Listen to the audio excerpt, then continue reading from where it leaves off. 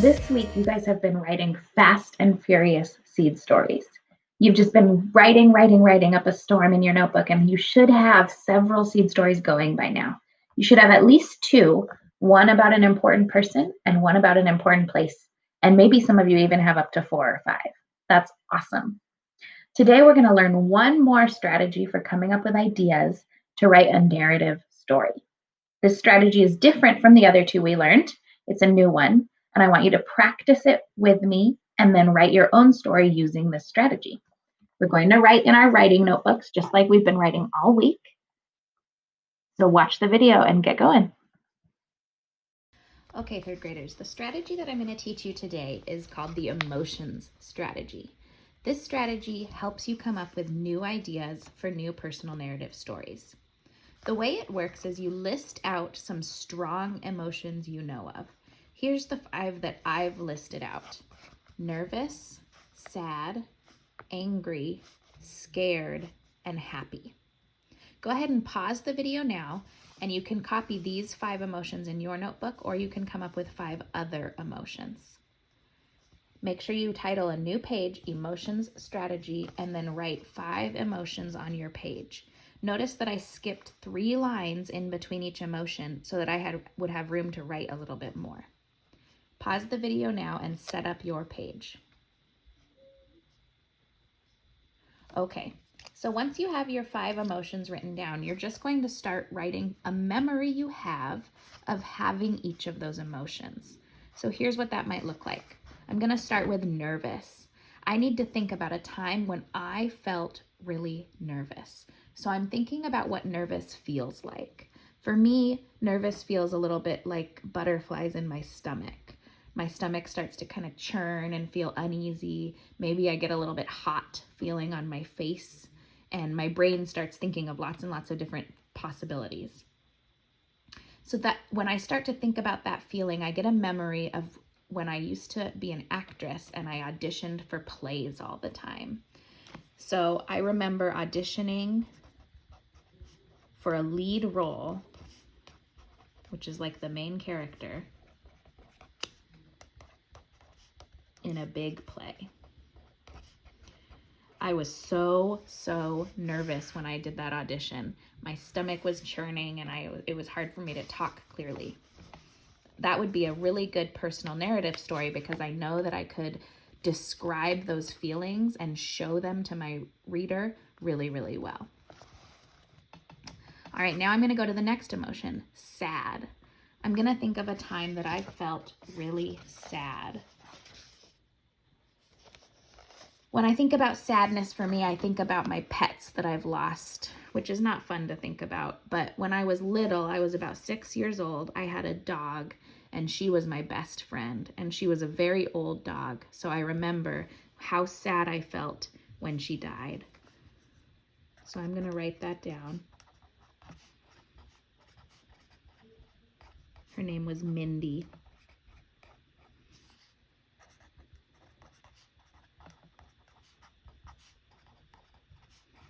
So I wrote, when my old dog Mindy died when I was 6. So notice I'm not writing a lot about my memories. I'm just writing what the memory is. I'm the one that lived the memory. So if I write enough to remind myself what that is, then that's good enough for now. I'm just getting some ideas out on paper, and then later I'll write the story for one of these. Okay, so go ahead and pause the video and write down some memories you have with each of the 5 emotions you wrote. I'm going to do the same thing. Okay, third graders, hopefully you have 5 memories written down now, one for each emotion that you wrote down. Here are my 5 memories. I told you my first 2 already.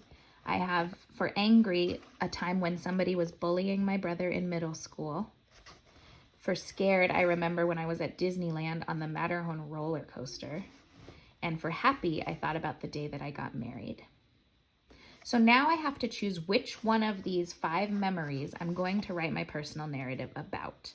I could end up writing 5 different personal narratives about each one, but for today I want to only choose one to start small. The way that I like to choose which one is going to be the best is by thinking about which one of these memories makes me feel that emotion again the most. When I think about each of these things, which of these emotions comes strongest into my body? That's a really good sign that that's a really good story to tell somebody else. So I'm going through these, and when I think about each one of these when they happened to me, this one here, the angry feeling, is what gets really strong in my body again. I remember the time that somebody was bullying my brother in middle school, and it made me so angry for him. So I'm going to circle that one because I think I could write the best personal narrative about that story. So go ahead and look through your memories now and choose which one you think you could write the best story about. Probably the one that makes you feel that emotion all over again today. Circle the one you're choosing and then turn to the next blank page in your notebook. I'm going to use the back of my emotions page that I was just writing on. Remember, I like to use the backs of my pages to save paper. If your teacher has told you not to use the back, then that's okay, do that too. So now I'm just going to start writing my story. Remember, when we write seed stories, the most important thing is that we just write fast and furious. We want to get as much of the story out on paper as we can. I'm not worrying so much about it being perfect. I'm not worrying about punctuation and spelling right now necessarily. I want to put those in when I think of them, but I don't want to stop my writing to make those things perfect. I do want to think back on my writing goals that I had though. If I can find them in here. Here they are. And I want to try and do these things while I'm writing. So my first goal was elaboration, to write good stories. And my second goal was punctuation. I know I'll focus on the punctuation later in revising. So right now I'm going to really think about that elaboration goal when I start to write my story. I want to make my characters really pop out. Okay, here's my last tip I'm going to give you today. When you start writing a story about an emotion memory, a really great beginning would be to describe that emotion, because it's going to help put your reader right where you were when you were feeling that emotion. So I'm thinking about that memory of my brother getting bullied, and when I found out that that was happening, I immediately got so angry. So I'm going to start writing about how I felt in that moment.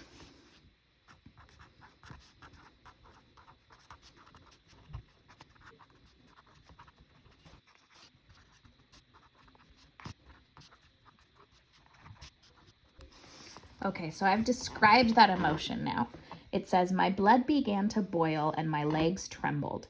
My face grew hot and tears welled up in my eyes. I had never felt so angry in my life. So I'm hoping that's a good beginning that gets my reader interested, and I've started out right in that small moment when I felt that emotion. Then I'm going to keep going, and I'm going to write about why I was angry and what was going on. Okay, third graders, I've just been writing for about 5 or 10 more minutes, but I wanted to pause and kind of show you what I was doing. So I continued here with my story, and I started realizing that I needed to introduce my brother because he was the one that the story was about. So I introduced him here when he came home from school, and then I gave us some dialogue.